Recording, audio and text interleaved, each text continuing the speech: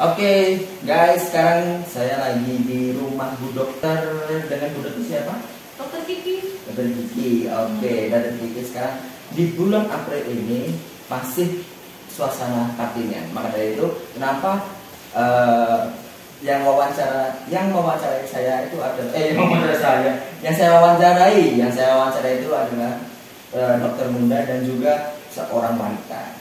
Dan juga kali ini saya ditemani oleh partner saya, bahwa saya dengan saudari Risma. Oke, langsung aja di ngacak kali ini, ngobrol acak kali ini kita bahas tentang motivasi belajar dan juga masih berhubungan dengan Kartinian. Nah, Dokter Kiki, banyak sekali orang-orang yang bilang, apalagi yang lagi viral tuh omongnya Cinta Laura, yang seperti cewek itu jangan mandang gender, semua tuh bisa, mau jadi apapun nah, kamu bisa.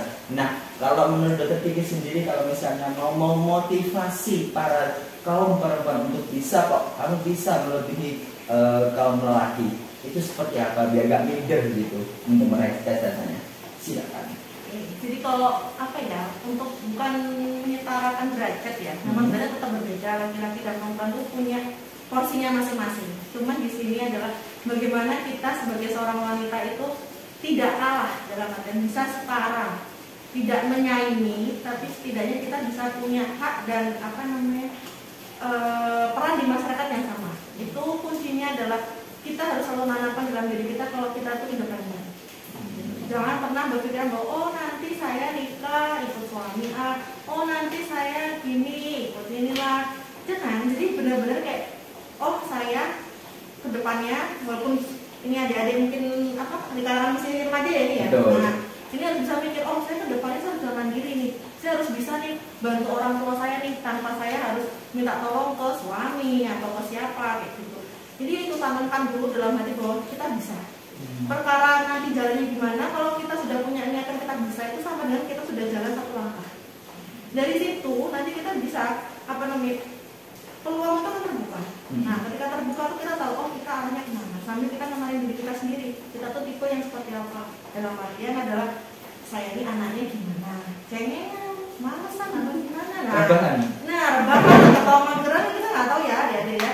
Jadi dari situ kita tahu oh saya tipenya seperti ini. Kekurangan saya di sini, kelebihan saya di sini. Manfaatkan kelebihannya. Kekurangannya kalau belum bisa ngilangin, setidaknya nggak usah nggak usah diingat-ingat dulu. Kita fokusnya ke yang kita bisa dulu apa. Hal kecil aja, oh saya bisanya misal saya tunggu pintar dalam hal A, yaudah lakuin dulu hal A. Orang lain mau ngomong apa bodo amat lah. Nanti akan terbuka pintu yang satunya. Nanti lakuin ke situ, ada terbuka lagi kita ke sana. Jadi ngalir aja, slow aja gitu. Karena kalau kita sudah terlalu ngarang-ngarang ke tinggi, tapi kita satu step langkah aja kasih belum, maka kita bisa nyampe di sini. Yang penting kita punya angan-angan, kita nyampe atas 10, setidaknya kita bisa nyampe ke 8, sudah bagus. Jadi nggak usah terlalu tapi usahanya nggak ada. Cuman aku pengen ke sana, tapi aku nggak tahu harus ngapain. Udah jalan aja dulu, niatin dulu satu langkah step dulu, Bismillah ke depannya bisa. Gitu. Tadi yang saya ambil dari poinnya tadi adalah sesuai passion kalian, sesuai dengan apa yang kalian punya, skill yang kalian punya. Tapi kalau ngomong soal pendidikan, penting nggak sih kalau bagi perempuan? Katanya kan gak usah tinggi-tinggi kan, S1, S2, S3 gak usah, paling nanti nikah kan masak-masak mana di rumah. Ayo, seperti itu. Kalau pendidikan menurut Bu Dokter sendiri gimana? Oke, kalau untuk pendidikan itu tetap nomor 1. Mau kita masak di dapur, mau kita jadi rumah tangga, tetap. Karena madrasah pertama anak-anak itu ada di ibunya. Kalau ibunya tidak mempunyai kualitas yang baik, ya anaknya juga tidak akan terdidik dengan baik gitu. Nah, jadi bekerja atau tidak bekerja itu urusan lain. Pendidikan tetap jalan. Karena kalau pendidikannya memang seandainya kita tidak bekerja, pendidikan kita bisa gunakan untuk anak kita. Tapi ketika kita bekerja, berarti pendidikan bisa kita gunakan untuk 2 hal, pekerjaan kita dan keluarga. Jadi itu tetap nggak ada toleransi dalam hal itu. Jadi jangan pernah berpikir, oh saya menjadi rumah tangga, saya lulusan SMA aja, saya nggak mau kuliah, begini. Karena dengan kamu pendidikan tinggi, kamu akan mensortir siapa yang akan mendekati kamu. Itu. Kalau kamu pendidikan tinggi, kamu akan hidup di kalangan yang levelnya tinggi juga. Dari situ kamu akan mendapatkan pasangan dengan taraf yang ini juga. Kamu tidak mungkin orang-orang dengan level yang di bawah itu akan mengejar kamu yang di level atas juga. Jadi dari situ kita bisa memilih pergaulan. bisa memilih jodoh, bisa memilih pekerjaan. Jadi banyak apa namanya, banyak manfaatnya kalau kita orientasi tetap utama ke pendidikan. Jadi jangan pernah mikir berumah tangga nggak usah sekolah aja, enggak itu dong. Saya kalau misalnya mau cari jodoh di lingkungan dinas kerja saya, dapat orang di dinas itu cinlok bisa ya? Oh bisa. Jodoh kita nggak ada yang tahu ya mas ya. Allah sudah menggariskan jodohnya gini. Kita tinggal usaha aja. Siapa tahu ketemu di kantor, kita nggak tahu ya. Ketemu saat sekolah, kan kita nggak tahu. Banyak pintu terbuka. Betul sih, betul. Berarti untuk kaum muda yang mungkin suka dengan temanya yang kasmaran, cocok nih kalau saya ambil poinnya dari Bu Dokter tadi yang kedua ini. Berarti kalau kamu passionnya tuh nggak mau ngoyo lah dalam artian belajarnya, pendidikannya ngejar terlalu tinggi, kamu mohon maaf kerjanya di jalanan lah ya katakanlah. Cinloknya kamu dapat dulu ya dari situ aja. Pasti dapat. Nah, dapat dari situ aja kan. Kalau kalian usaha dengan gigi, ikhtiar, tawakal yang keras, kerja yang instansi yang bonafit, nah atau profesi kalian bagus, cinloknya pasti akan jodohnya dari situ aja berarti ya. Itu yang poin yang dari kedua yang dari Bu Dokter tadi. Dari Risma mungkin dari kalangan yang sangat amat kaum muda banget. Kan agak-agak menengah ke tua ya. Jadi sekarang kita fokusnya kembali kayak coba ke anak mudanya. Kan banyak itu anak laki-laki yang mandang anak perempuan tuh harus cantik, harus baik. Ini tuh gimana tanggapannya Dokter? Kalau itu memang laki-laki itu makhluk visual ya. Dalam artian adalah nggak mungkin cowok itu akan mendekati wanita yang tidak menarik. Tapi menarik atau tidak menarik kan kembali lagi ke kitanya. Cantik itu bagi laki-laki itu beda-beda. Ada yang laki-laki anak yang cantik itu kamu harus smart. Ada yang bilang laki-laki oh kalau cantik itu bodinya harus yang oke, bodinya itu beda-beda. Nah kita maksudnya ini dikasih sama Allah tuh bentukan yang seperti kita sekarang ini ya. Ya udah berpenampilan yang sopan, baik, cerdas, itu akan menarik sendiri kok. Jadi kalau cowok bilang cantik itu gimana dulu mas? Jadi kalau ada yang deketin kamu cowok-cowok gitu, aku maunya cewek yang cantik itu gimana dulu mas? Cantik otaknya, cantik mukanya, atau dilihat menarik kan beda-beda. Tapi rata-rata tuh cantik itu dari mukanya. Oh iya, ya nggak apa-apa, muka diperbaikin, otak juga cantik di muka ya. Ini satu saya tekankan untuk adik-adik ya yang masih dengar. Cantik di muka, cowok itu benar dia akan dekatin kalian ketika kalian cantik. Tapi begitu diajak ngomong, kalian nggak nyambung, kalian nggak enak, sudah pasti kan bakal ditinggalin. Jadi cantik itu hanya privilege untuk kenalan dulu, tapi selebihnya kalau mereka ngeliat kamu ini anak kok loadingnya lama ya, oh ini anak diajak ngomong nggak nyambung ya, nggak benar. Lama-lama mereka akan mundur, kan bilang sendiri ngeghosting kan begitu. Jadi muka penampilan diperbaiki, itu saya bilang tadi berpenampilan yang baik, yang menarik, sopan. Nanti kan kalau laki-laki mau mendekat kan, terus tapi kamu juga smart kan enak, akan berlanjut, tidak stop di situ aja. Gitu. Jadi jangan fokusnya jangan ke muka aja, jangan ke badan aja, tapi tetap smart itu penting kok. Jadi bukan nomor satu gitu. Kalau untuk nomor satu sih menurut saya sih bukan, karena itu hanya privilege. Jadi privilege itu hanya keuntungan pertama, kesempatan pertama laki-laki itu untuk deketin. Setelah deketin sekali dua kali jangan ngomong nggak oke, bye. Biasanya gitu. Tanya di sama Mas Wan. Memang benar kan, cowok kan dari mata turun ke hati, lihat dari tampangnya dulu, terus hatinya diajak ngobrol, kok enak nyambung, akhirnya ya terus. Betul, saya setuju aku. Coba nggak enak diajak ngobrol, ditinggal langsung. Lola banget sih. Itu. Nah, lola banget sih, aduh. Karena yang penting itu sekarang kenyamanan, cantik itu bisa dipoles, salon banyak sekarang, punya duit, make up dan sebagainya sekarang udah murah-murah. Bagi sekarang kan mas-mas sekarang kan itu masalah iya, udah ngalah-ngalahin saya aja kalau punya pasien-pasien yang masih muda dulu, mukanya udah kinclong sampai saya heran, aduh skincare-nya kenceng ya anak-anak saya sekarang. Udah kayak zaman saya dulu, butek-butek nah. Zamanku dulu. Iya, gitu. Berarti intinya itu kalau misalnya untuk passion itu sesuai dengan passion kalian. Kalau misalnya kalian ini di bidang itu ya bisa. Mas, saya bisanya rebahan. Bu Dokter, saya bisanya rebahan aja. Loh, kalau rebahan itu nggak apa-apa. Bisa kok sekarang kerjaan zaman kita dulu kan kalau misalnya main game aja ada diopo kok besok. Nah sekarang gamer sukses, YouTuber sukses, rebahan pakai HP aneh bisa dropshipper ya. Nah itu juga bisa. Gak tahu dropshipper, cari di Google. Dropshipper itu berarti ada orang yang menjualkan barang, terus kamu bantu menjualkan dia. Kalau kasarannya kayak orang tangan ketiga ya. Distributornya, betul, seperti itu ya. Nah terus kalau misalnya sekarang kan banyak sekarang kalau misalnya ada orang-orang yang dok kan pendidikan itu kan nomor 1, tapi saya sendiri kalau misalnya sudah megang uang di zaman masih SMA atau mungkin sudah kuliah itu sudah pendidikan nomor 2 atau mungkin ke nomor kesekian. Akhirnya kalau udah punya megang uang, akhirnya dia nanti dulu aja. Akhirnya kalau nggak dikeluarkan dia dapat cemooh dari orang tua, di sekolah larang agak lulus seperti itu. Nah jadi intinya gimana cara menyelaraskan atau mungkin cara membagi waktu untuk punya uang bekerja dengan sekolah seperti itu.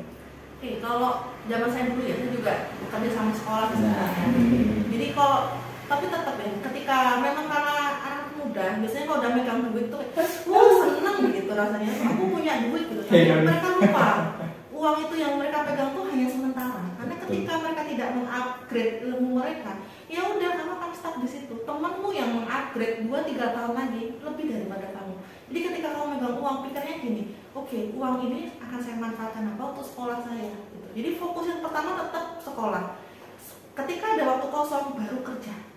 Nah kalau memang nggak ada waktu kosong jangan, atau kalian tidak mampu membagi 2 jangan. Jadi jangan mengorbankan maksudnya sekolahnya saya tak santai, saya fokus ke kerja karena biasanya ada duit. Iya, duit yang kamu pegang sekarang itu tidak akan ada artinya di 5 tahun lagi kalau kamu nggak ngambil duit.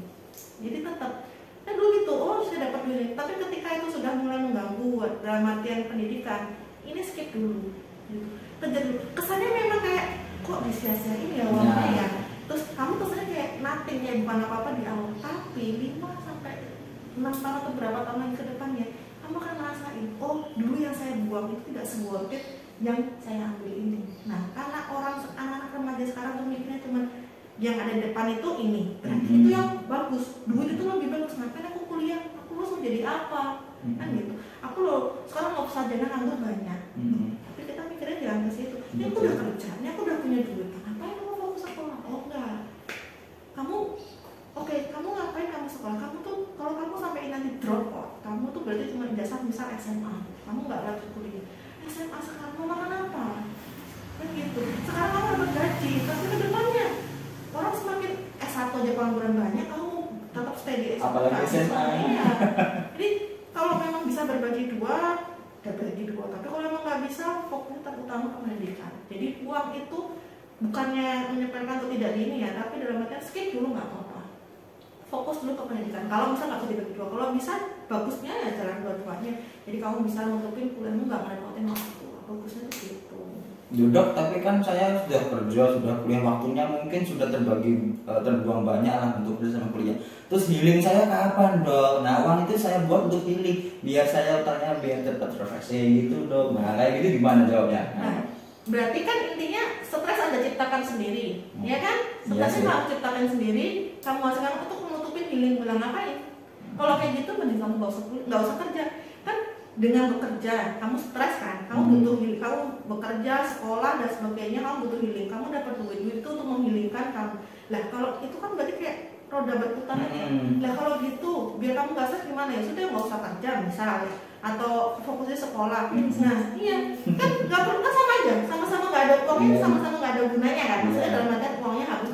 Kecuali uang itu kamu fokuskan untuk yang lain. Misal, ini untuk nge-backup pendidikan nih, misal healingku liburan aja lah atau apalah. Toh juga tidak semua uang yang kita peroleh itu kita gunakan untuk healing semuanya, itu kan bisa. Jadi pintar-pintar kita memanage keuangan. Nah, betul sekali. Karena healing itu kan macam-macam ya. Ada yang murah, ada yang mana. Tinggal kita menyesuaikan dengan saya punyanya segini, saya punya kebutuhan ini, jadi healing saya segini aja, kan bisa. Jadi santai aja.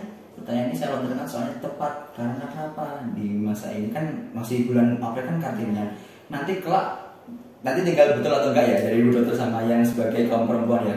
Kan nanti kalau misalnya sudah berkeluarga kan nanti bendahara di rumah itu kan paling enggak semuanya ada di ibu kan. Kalau misalnya di masa mudanya aja kok belum bisa mengatur waktu atau mengatur uang, manajemen uang, apalagi nanti waktu berkeluarga seperti itu. Dan nanti tadi udah dikasih tahu tipsnya. Mungkin kalau kalian punya tips sendiri ya gak apa-apa. Kalau dari tipsnya dari Bu Dokter tadi seperti itu ya. Nah Risma ada lagi kayaknya wajahnya agak bingung mau tanya apa ya. Tapi kan banyak anak zaman sekarang tuh lebih memilih healing daripada pendidikan. Gimana kan? Nah benar, karena anak sekarang tuh kan banyak tercekokin oleh gaya hidup ya. Maksudnya dalam artian saya lihat di YouTube nih, kebanyakan di sisi YouTube itu kan pamer harta, gini. Jadi kesannya tuh kalau nggak punya ini, lu nggak keren deh aku.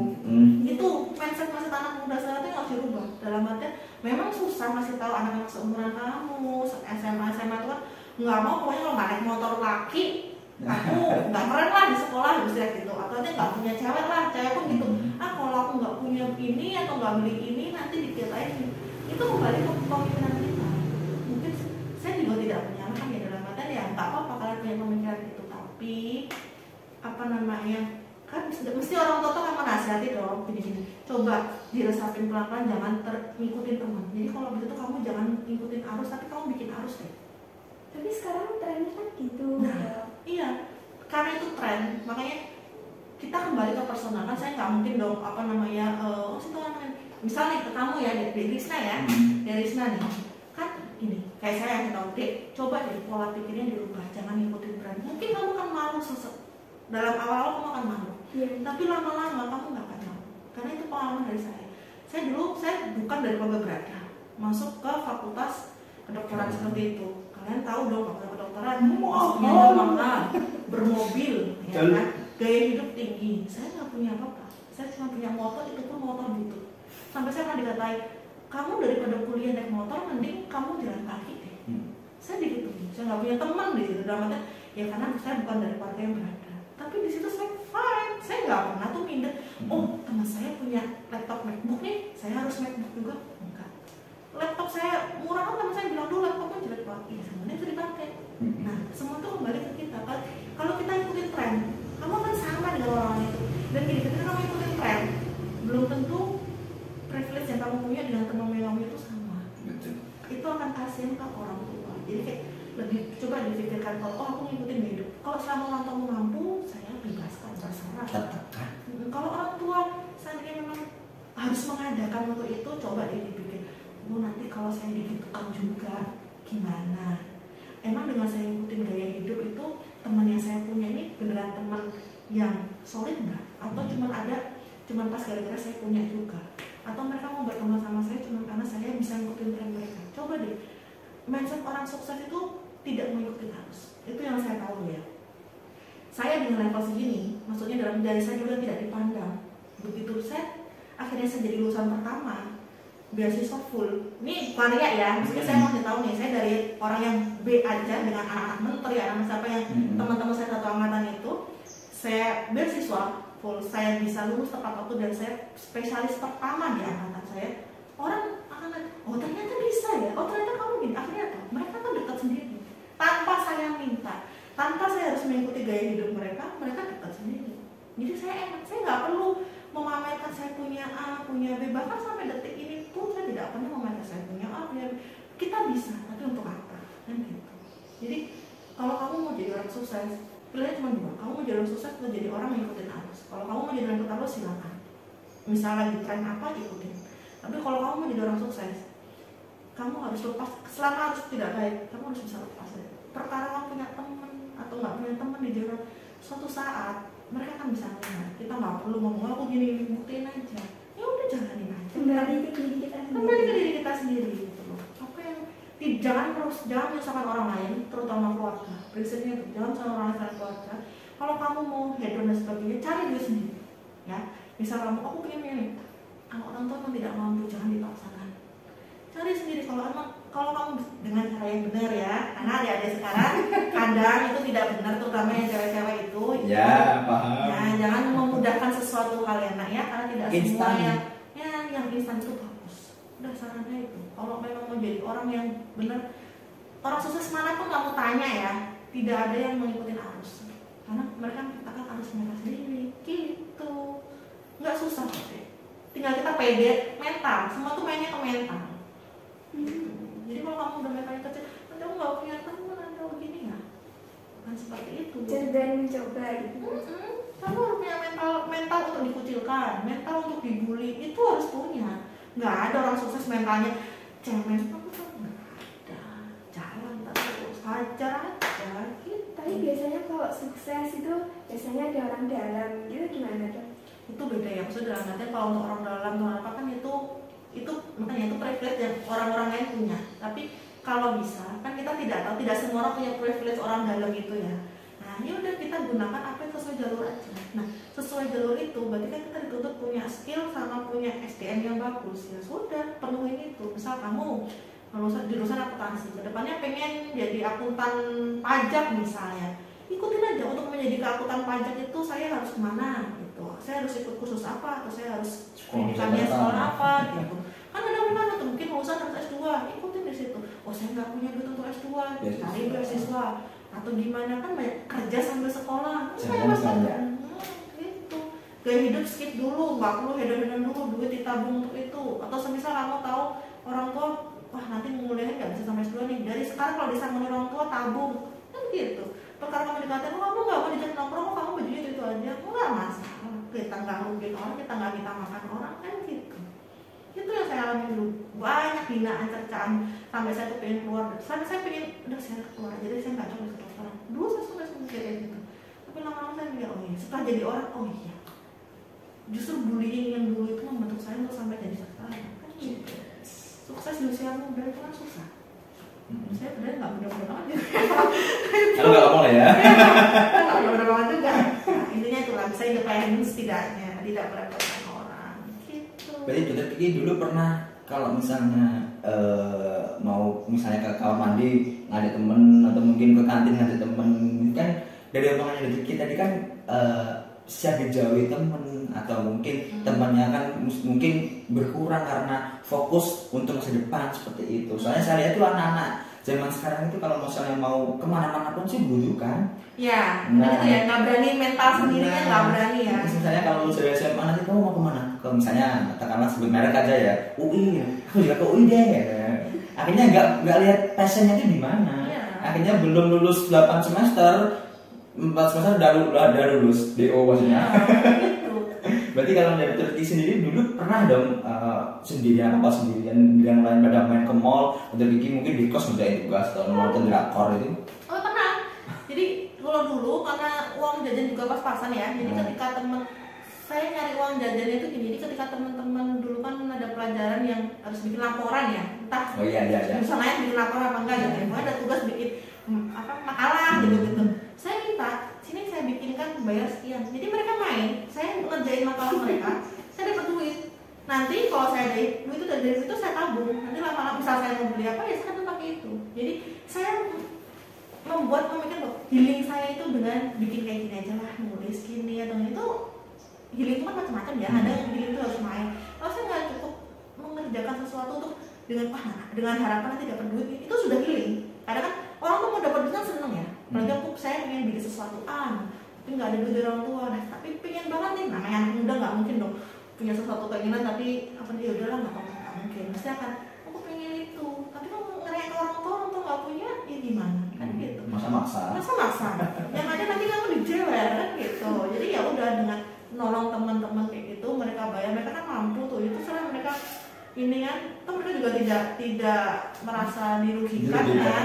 Untung kan, mereka dapat untung waktunya bisa buat main, saya dapat duitnya. Karena enak ngerjain, karena kami itu bekerja, ngerjain, nanti dibayar, uangnya bisa buat beli yang saya pengen, udah gitu. Berarti bisa dibilang Dokter Kiki dulu masa mudanya mungkin bisa dibilang kutu buku ya? Enggak sih sebenarnya kalau kutu buku. Ya introvert lah kan, sosialnya kurang, tapi dari awal kita wawancara tadi kan bisa ngomong terus itu kan. Sekarang kan gini Dok, kalau misalnya orang yang selalu di rumah atau di kosan gitu ya, hidupnya mungkin ya, nonton film atau membaca buku itu kan untuk sosialnya ada di keramaian itu mungkin bingung mau ngomong apa. Tapi Bunda sendiri mau mematahkan stigma itu. Caranya gimana untuk mematahkan? Aku gak introvert kok, aku ekstrovert kok bisa kok, aku bersosialisasi dengan orang lain banyak tuh bisa. Caranya gimana? Biar kayak gitu. Itu kembali ke orangnya ya. Kalau saya sebenarnya saya tipe orang yang kalau belajar itu tidak membaca buku.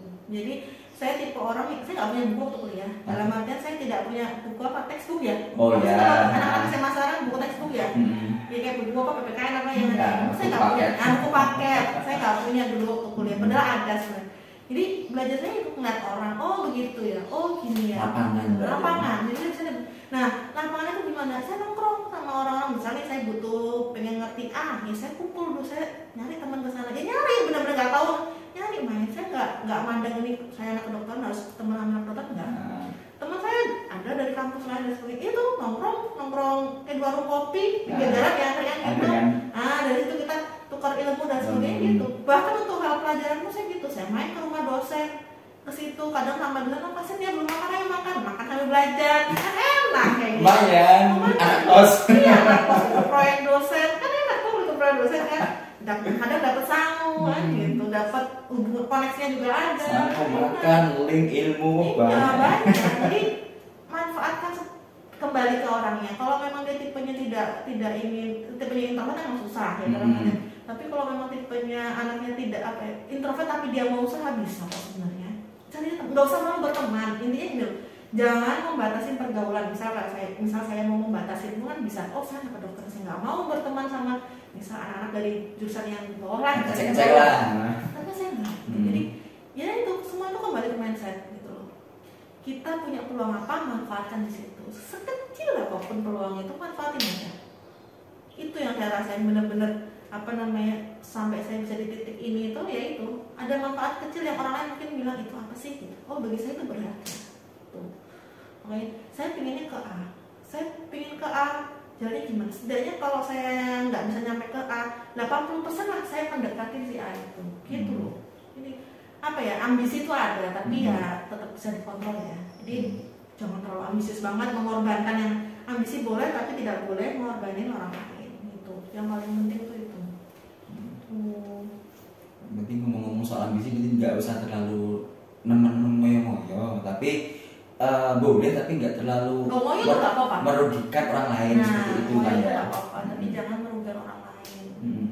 Terus cara untuk gini dok, kan banyak sekarang loh saya kalau nongkrong itu tiap hari loh tapi kok nggak dapat ilmu lah. Kalau nongkrong si ngopi wifi-nya terus soalnya nggak dapat tukar ilmu. Nah yang dibilang dokter Kiki tadi kalau nongkrong itu di ilmu lapangan yang didapat bukan dari buku paket. Kalian masih mungkin para pelihat YouTube ini mungkin katakanlah aku nggak terlalu suka baca buku dong kalau buku paket mesti ngantuk aja.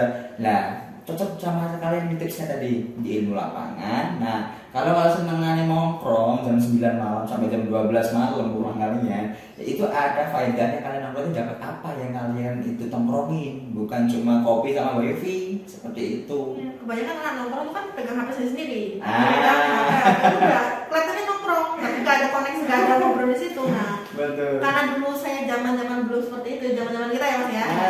Itu ada sosmed. Iya jadi nongkrong tuh benar-benar nongkrong, nggak megang HP, nggak ini kita ngobrol. Kalau anak sekarang beda ya. Saya lihat nongkrong bukber misal, benar bukber, tapi yang dipegang tuh ini HP gitu. Nah akhirnya kalian ngapain? Kalian nggak akan dapat ilmu dari si A, nggak akan dapat ilmu dari si B.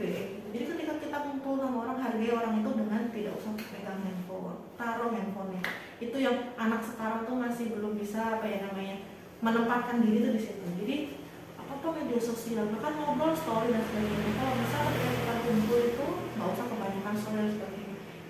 Misal silaturahmi, gunakan silaturahmi gitu loh. Jadi tidak semua itu harus di-up ke media sosial. Karena kadang itu akan membuat kita dekat sama yang jauh, tapi jauh sama yang dekat. Terus kalau nggak ada HP itu kan biasanya kalau anak zaman sekarang itu sunyi gitu, gimana dok? Dan kalau sunyi kan banyak, maksudnya saya tidak bilang untuk tidak memakai handphone ya, dalam artian handphone tetap dipakai, tapi ada waktunya. Misalnya kamu lagi kumpul, coba sesekali bilang sama teman-teman, teman nggak usah megang handphone dong, kita ngobrol, benar-benar ngobrol gitu. Kadang kan ada yang ngobrol tapi foto-foto, terus itu mereka asik update status dan sebagainya. Jadi nggak jadi kayak di Instagram gini. Coba deh, apa yang kalian perhatikan di media sosial itu beneran terjadi di dunia nyata aja. Karena kebanyakan ya, yang saya lihat nih, foto, ayo mas foto ini, habis foto udah update status. Jadi akrab itu cuma kayak foto doang gini. Pas foto akrab, tapi habis itu udah update. Ini ditinggalin dah, kamu nggak berguna deh, aku bikin ini. Ya cukup aku. Nah, banyak gitu. Berapa IPK Anda? 3,8. Wow. Berarti buat kamu pendidikan itu nomor 1? Iya kan, biar bisa ngajarin anak-anak kita. Wow. Nah, perempuan itu harus menjadi ibu yang cerdas untuk anak-anaknya. Betul, setuju. Oke, kalau melihat background Anda ini ternyata sangat anak muda yang multi talenta. Ya. Acting jago, nyanyi bisa, nulis buku bisa sampai produser juga. Bahkan Anda juga memiliki banyak bisnis. Sehari berapa jam Anda tidur? 3. 3 jam. 3 jam. Jadi berubah karena gini, kehancuran ke depan itu tuh ya kayak gini, anak jadi sosialisasi kalian tuh jadi kurang. Semua berdasarkan medsos, karena tidak semua yang tamat di medsos tuh sesuai kehidupan nyata ya. Akhirnya apa? Koneksi tidak terjalin. Kalau tidak terjalin, akhirnya apa?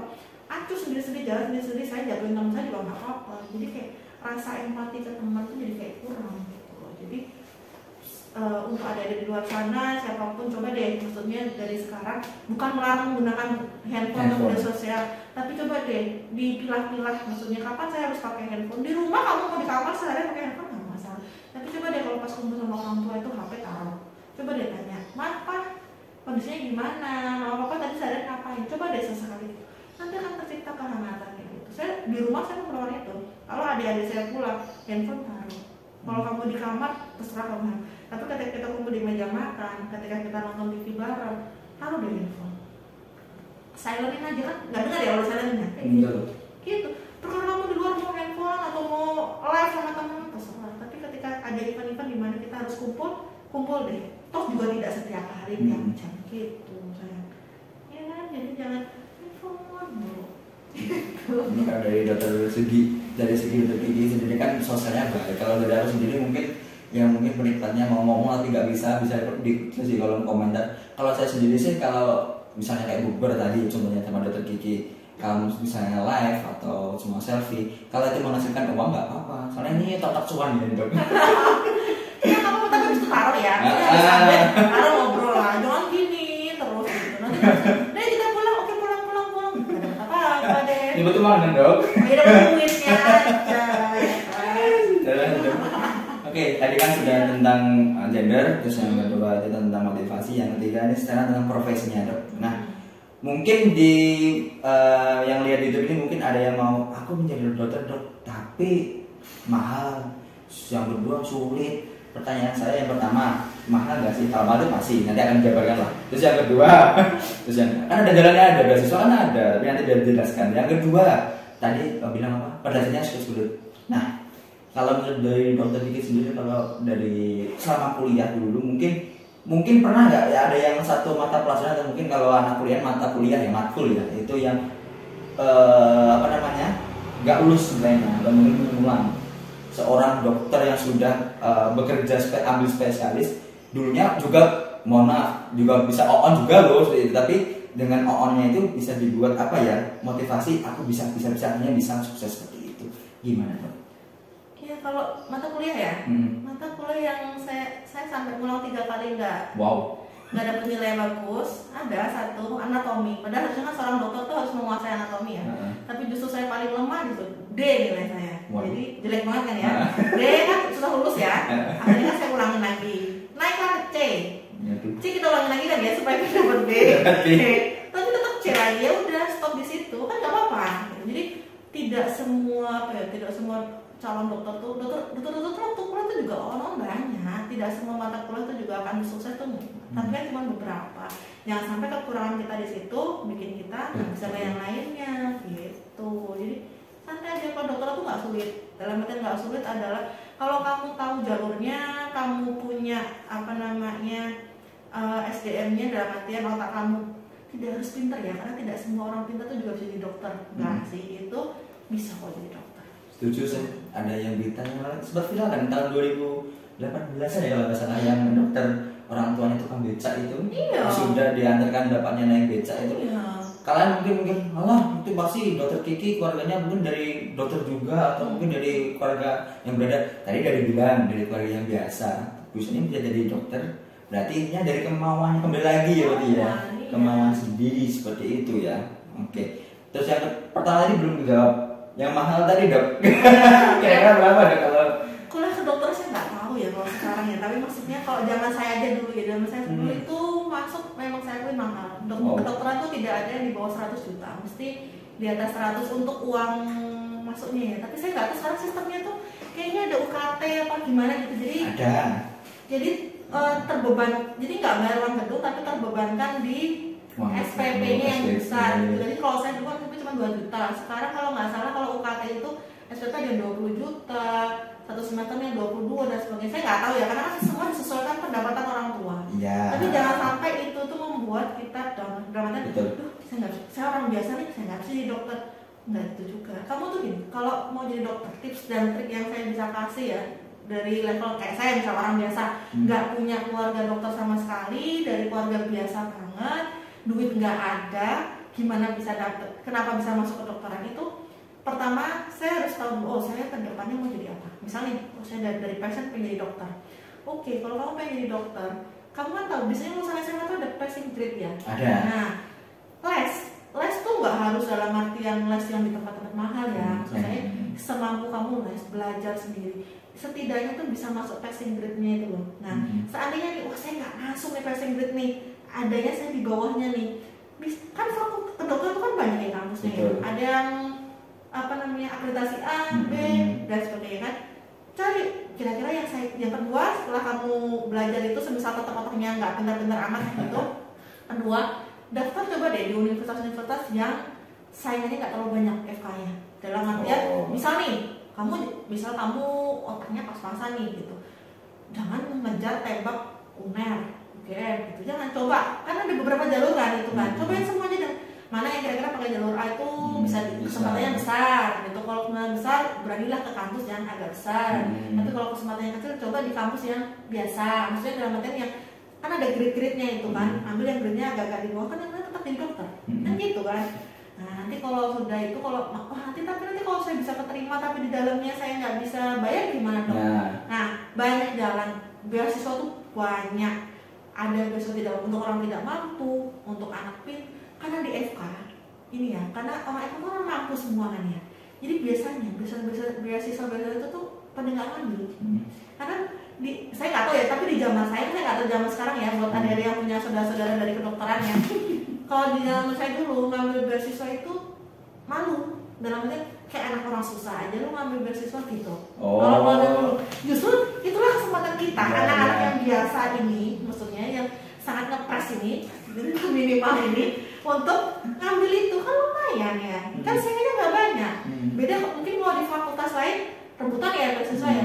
Tapi kalau zaman saya dulu ya, itu ada beasiswa misal 10 macam beasiswa gitu. Itu paling yang kamu cuma 5 gitu. Karena yang lainnya kayak ngapain sih gitu. Aku mampu kok. Aku orang berada ngapain aku ini gitu loh. Nanti kesannya kayak aku nggak mampu aja gitu. Nah jadi peluangnya lebih besar daripada fakultas lain. Kemungkinan loh ya, saya nggak ada di fakultas lain. Tapi kan kalau di FK gitu, karena kamu orangnya mampu semua, ambil beasiswa di mindset otaknya sudah, nanti saya dikatain orang nggak mampu dan lain-lain. Itu kesempatan untuk kita yang beneran ngepas untuk bisa ambil beasiswa itu, udah kan lebih enak kan. Itu untuk misal alat dan sebagainya kita bisa minjem kok, maksudnya kita punya kakak kelas kan, kita pinjem, mas nggak boleh pinjem alatnya yang kemarin dipakai praktikum, kita bisa. Biasanya kan nanti mahal tuh di alat, kadang ada di alat, kadang ada di ini, jadi kita mau manage gitu. Makanya kita koneksinya, speak-speaknya aja ke kakak kelas gimana, minjem lah nanti kembalikan, gitu aja. Saya dulu juga gitu, cari uang tambahan dengan cara yang saya bilang tadi. Misal kamu nggak pintar tapi kamu rajin, kerjain itu laporan teman-temanmu, gitu kan, minta dibayar, mereka mesti mau bayar. Kan banyak cara untuk dapetin duit di dalam kampus itu tuh kan. Jam sekarang YouTube juga bisa kan ya, banyak kan dari media sosial endorse juga bisa kan. Kita nggak tahu ya, anak zaman sekarang lebih pintar untuk cari duit kan ya daripada zaman saya dulu. Nah gitu, banyak cara. Nah kalau dari Risma sendiri nanti kita mau jadi apa nanti? Mau ambil kuliah atau kerja? Kerja. Kerja. Kalau dari ini mungkin ada tips mungkin dari dok. Kalau pekerja bagus. Jangan kalau untuk fresh graduate itu ya, saran saya nih ya buat anak-anak yang fresh graduate ya, karena kebanyakan mereka masih idealis dalam artian, saya mau kerja di A gitu. Saya jurusan A, saya mau kerja di A, saya harus dapat gaji sekian. Satu lagi yang harus saya tekankan, fresh graduate itu kalian dalam artian di dunia pekerja itu masih nothing. Jadi masih belum punya daya jual. Kalau saran saya, ketika kamu fresh graduate baru lulus, kamu pengen kerja, kerjakan apa yang bisa dikerjakan. Jangan terlalu banyak milih. Kebanyakan sekarang terlalu banyak pilihan. Aku pengennya aku lulusan ini kok, aku pinginnya kerja di sini dengan standar gaji level sekian. Itu belum bisa kalian terapkan kalau kalian belum punya harga jual. Kalau kalian sudah kerja dulu setahun 2 tahun kerja apapun yang bisa dikerjakan, lapangan pekerjaan apa yang kira-kira terbuka yang kalian bisa kerjakan. Nanti kalau kalian sudah punya pengalaman, kalian punya harga jual, baru kalian bisa melamar ke yang kalian pengen gitu. Oh, saya punya pengalaman nih sekian tahun gitu, kerja di bidang A gitu. Jadi kamu bisa mengupgrade. Tapi kalau kamu sudah punya standar saving di sini nih, padahal kamu masih di sini nih modalnya nih, yang ada nih kamu pengangguran. Banyak yang kayak gitu, banyak pengangguran itu kayak gitu. Pilih-pilih kerjaan, jaga image gitu. Enggak, nanti aku malu kalau sama teman dibilangin kok kamu kerja di tempat ini sih. Malu kan, tapi mereka nggak ngasih kita makan ya kan gitu. Ini jangan malu. Saya dulu juga gitu, saya dulu kerja pertama kali digaji 100.000 seorang dokter. Tahun berapa itu? Tahun 2014. Di mana ada? Ya, Saya dulu di mana? Di Jember. Jember. Ya digaji 100-200 ribu ya seadanya pasien. Lah kan belum tentu ada orang, saya juga orang baru kan di situ kan. Ya pasien kalian berapa gaji segitu. Saya level spesialis itu orang kalau mikir level gajinya gede dan sebagainya. Saya pernah fresh graduate lulus itu digaji cuma 2 juta sebulan. 1 bulan. Itu level dokter loh ya, dokter spesialis loh ya. Kecil Mungkin itu. yang punya saudara-saudara dokter spesialis bisa tahu Paham sendiri lah. itu level segitu tuh sama kayak kamu lulusan S1 waktu cuma digaji 500.000 lah atau 200-300 ribu lah. Jadi itu perbandingannya seperti itu. Jadi benar-benar itu tidak mengcover kebutuhan, karena kan kendaraannya kan harus ini dan sebagainya kan. Jadi dari semua tempat tuh paling cuma makan 200.000 karena untuk bensin mobil aja sudah habis. Dulu kuliah bagus gini kok cuma 2 Ya. juta.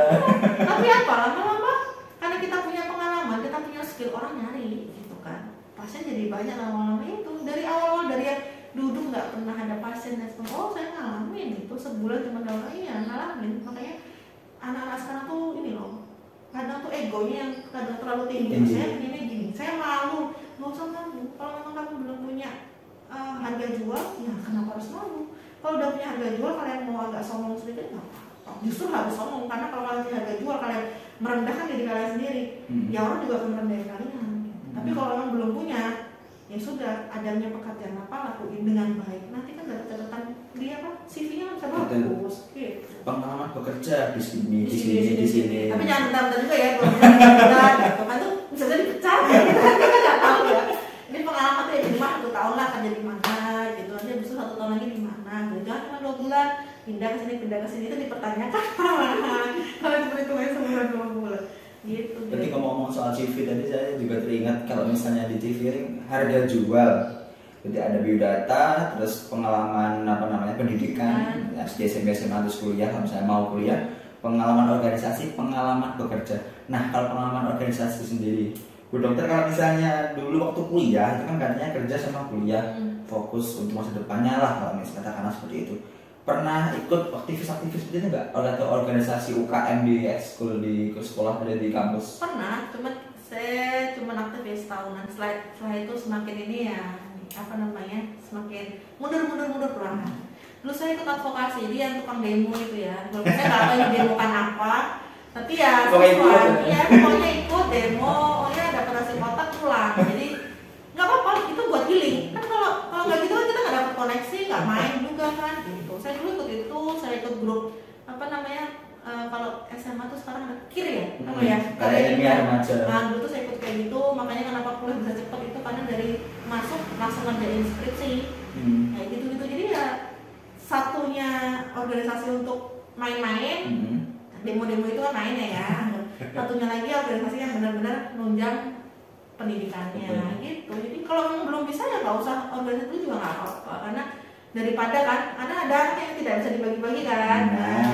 Ada yang harus fokus satu, ada yang bisa mencapai kemana-mana, multitasking sama yang non multitasking. Jadi ya kembali dari kita, saya nggak bisa nih, sudah. Itu bukan menurunkan hargamu, tapi memang yang kamu memang harus fokus di situ, utamakan apa yang jadi skala prioritas. Gitu. Tapi penting nggak sih Dok organisasi itu? Kalau kamu nanya penting nggak penting, sebenarnya kalau untuk di bidang saya itu organisasi itu penting untuk komunikasi sih sebenarnya. Jadi beda-beda ya. Jadi kayak misalnya di bidangmu mungkin dengan organisasi itu meningkatkan harga jual karena mungkin skill nambah dan sebagainya. terus komunikasi juga bagus dan sebagainya beda. Kalau saya tuh lebih ke komunikasi, karena kalau saya ikut organisasi tuh kayak berputar kupu-kupu, kuliah pulang. Akhirnya saya akan menjadi dokter yang ada apa datang udah selesai. Saya pengennya tuh dokter dan pasien tuh teman. Jadi kalau pasien-pasien, kalau misalnya ada yang nonton pasien saya itu mereka tahu di sini tuh kayak nemuin teman gitu. Tidak jarang pasien saya tuh curhat, terutama pasien-pasien yang namanya gitu ya. Karena curhat, mama gini dong, ini saya punya pacar, oh iya saya dengerin. Gitu. Jadi kesini tuh yang itu yang saya harapkan. Dokter tuh bukan yang suatu hal yang harus ditakutin, harus yang konsultasi nggak berani. Gitu. Kamu kan ke dokter mau berobat, mau sembuh, kamu kan harus bisa mengeluarkan unek-uneknya. Nah, saya tuh pengen jadi sini, poin aja unek-unek, dengerin semuanya, mau tua mau muda kayak gitu. Jadi itu kalau saya lebih ke, karena ada dulu saya biasanya pengen jadi dokter gaul ya, jadi otomatis mau nggak mau kan public speaking saya juga harus bagus kan ya. Nah akhirnya belajar dari kayak gitu kan, itu nggak bisa dapetin di perkuliahan, nggak ada public speaking kayak gitu. Nah sekarang tergantung kamu ke depannya kamu mau gimana gitu.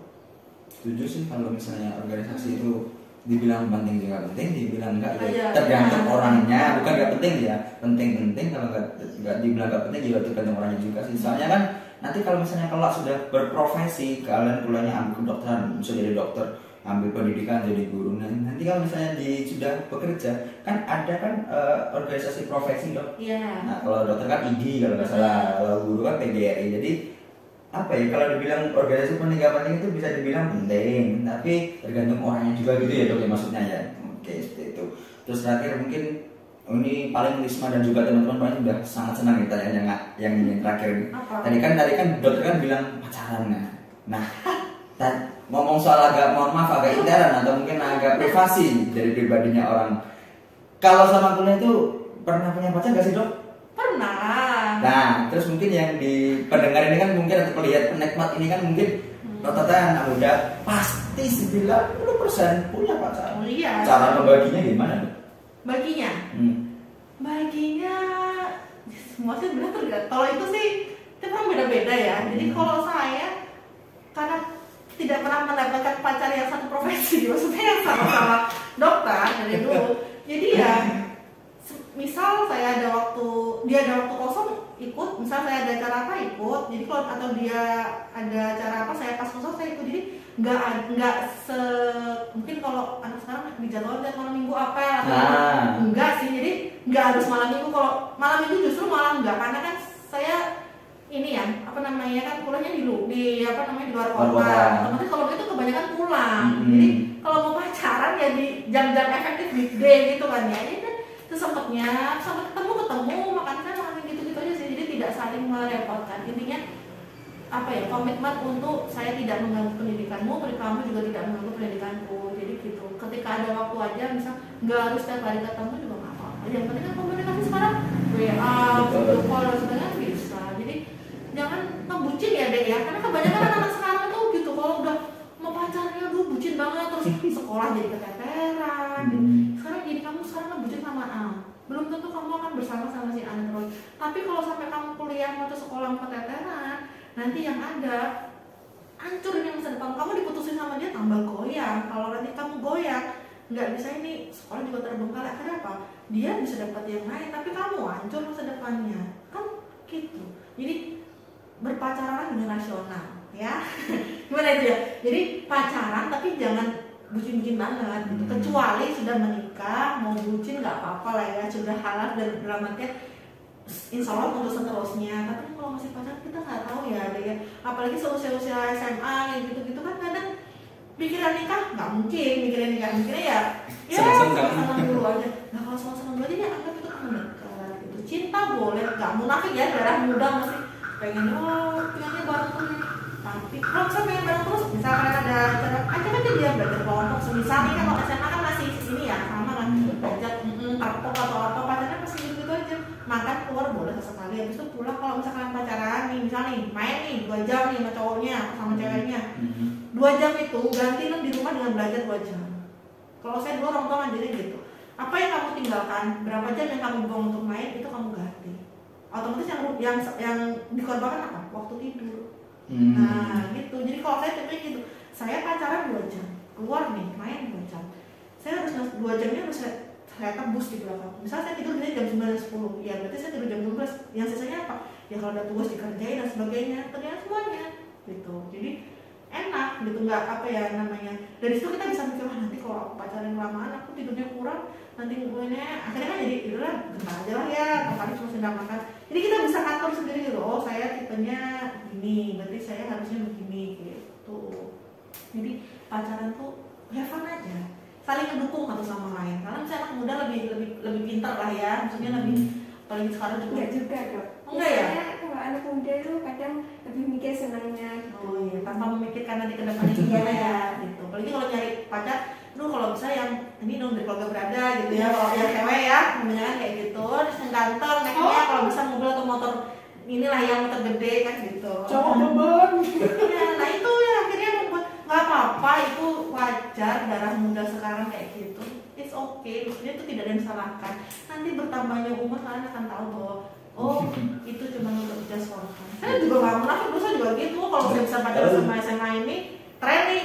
Saya pacaran saya harus sama yang begini. Iya, saya juga pikirannya kayak gitu dan itu saya lakukan maksudnya. Tapi lama-lama kan kalian apa ya? Yang penting belajarnya tuh sekolah tuh jangan sampai keganggu gara itu. Pacaran boleh, jor-joran boleh. Tapi kalau misal pas sekolah, misal kalian bukan tipe orang yang nggak mau belajar, ya pas sekolah tuh dengerin benar-benar gurunya mau ngomong apa, ini jangan sampai remet lah gitu loh, jangan sampai nilainya merah lah, sebenarnya gitu. Nanti kan lama-lama pikirannya juga bisa gede, meningkat sendiri. Nggak bisa saya masih tahu kalian sekarang harus seperti saya atau masuk sekarang beda. Kita di generasi yang berbeda, pola pikir berbeda, gaya hidup berbeda, jadi nggak bisa memaksakan pola pikir saya dan Mas Fuad di usia yang sekarang ke usia kalian. Nikmatin aja. Yang penting sekolahnya nggak ketegaran aja. Itu yang harus dipegang. Karena belum tentu pacar yang sekarang kamu pegang itu akan seterusnya sama kamu.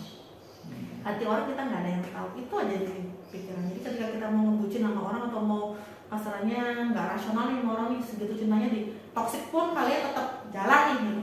Coba deh dipikir lagi. Kalian nggak seterusnya sama dia. Gitu. Kalau nggak seterusnya sama dia, berarti dia tidak akan menanggung hidup saya. Apapun yang terjadi sama saya, dia tidak akan menanggung. Terus siapa yang nanggung? Berarti kan diri saya sendiri. Nah gitu. Ini misalnya ghosting cowok atau diputusin cowok gitu. Jadi jangan sampai cinta terlalu dalam sama makhluk. Itu jadi ini lupa ustadznya. Gimana kalau misalnya kalau cinta sama makhluk terlalu ini ke makhluk kan nggak bagus ya. Nah terlalu berlebihan. Betul sekali. Itu adik-adik. Berarti intinya kalau pacaran itu, kalau menurut Bu Dokter tadi kan nggak apa-apa untuk motivasi. Betul. Seperti itu ya. Jadi kalau misalnya main 2 jam 3 jam sampai berangkat jam baris ya sisa lah ya jam 7 sampai jam 10 malam tuh ngapain aja, maksudnya dalam artian bukan suudzon tapi kamu ada privilege gak dari situ, atau mungkin saya itu mungkin waktu ngobrolnya, mungkin waktu diajak ngobrol di kafe mana gitu, gimana tadi sekolahnya lancar gak, seperti itu kan nggak apa-apa. Kalau misalnya pegangan tangan terus itu kalau tangannya di link tuh gimana tuh, maka dari itu dari datanya Bu Dokter tadi ada apa ya kayak impactnya lah dari keluar itu. Mungkin kalau buat healing kamu, healingnya untuk yang positif seperti itu, untuk cara aku down nih tadi pelajaran aku sumpah gurunya mau nggak tahu masuk terus dan lain sebagainya, kamu ceritain ke dia, terus mungkin dari pacarmu itu mungkin bisa dibuat motivasi, ya udah sabar bla bla bla seperti itu. Tapi kalau malah buat menjatuhkan itu jangan ya, gitu ya. Betul sekali. Mungkin terakhir dari semua ada lagi kan? Iya. Nah terakhir jadi untuk dari Bu Dokter Kiki ada yang disampaikan untuk para penonton dan atau pelihat? Buat adik-adik, pesan saya cuma satu, belajar yang rajin, fokus, pendidikan itu nomor 1. Apapun itu, walaupun tidak terlihat sekarang, tapi kedepannya percayalah itu berguna banget pendidikan itu. Jadi jangan tersilaukan oleh yang lainnya dalam artian kalian nonton dapat duit, habis itu pendidikan kalian lupain. Nah kan sekarang kebanyakan kayak gitu. Jangan ya, cuma itu aja kok, satu itu aja. Oke, berarti intinya tetap pendidikan nomor 1, meskipun itu kamu wanita atau lelaki, terserah, penting pendidikan nomor 1. Tadi sudah dibahas juga kalau misalnya madrasah pertama dari seorang anak itu adalah ibu sendiri ya. Nanti kalau misalnya dilihat dari segi kesehariannya mungkin bekerja keras, terus mungkin sikap tegasnya atau sikap mengayomi dari yang kedua adalah orang tuanya kita adalah ayah, baru itu. Berarti yang Yang pertama adalah wanita. Cocok kan di bulan ini, bulan April. Jadi kalian para wanita-wanita, mungkin dari omongannya Bu Dokter tadi, Bu Dokter Kiki, yang bisa saya ambil yaitu adalah jika kalian itu misalnya, kalau misalnya aku gak bisa nih dok, aku dari orang yang kurang mampu, bisa, banyak jalan kok. Kalau kamu yakin, kamu pasti bisa untuk melanjutkan pendidikan yang lebih tinggi lagi. Dan mungkin kalau kamu misalnya kamu minder, aku gak nyangkut dok, otakku segini aja, bisa dengan kamu mungkin latih. Kalau kamu gak suka membaca atau kamu gak suka di kelas, ilmu lapangan juga sama seperti dokter kita di lapangan. Misalnya keluar ada orang yang seperti ini itu dipelajari, dikorek ATM ya dok ya, dulu ya, amati tiru modifikasi seperti itu ya. Mungkin dari Risma dan juga tambah lagi? Gak ada, oke. Mungkin dari sekian kita hari ini untuk sama Dokter Kiki. Terima kasih banyak sudah meluangkan waktunya. Mohon maaf ini puasa ya, makanya nggak ada makan minuman ini. Jadi ini kontennya ini waktu siang hari, sore jam 2:30 ini ya. Jadi nanti kalau misalnya besok nanti kita akan wawancara orang yang lebih profesional. Mungkin bukan lebih lagi, tapi menurut kalian aku menjadi seperti ini. Nanti kalau misalnya mau Mas wawancari dong atau Mbak Risma wawancari dong orang seperti ini, nanti ada list di kolom komentar aja ya.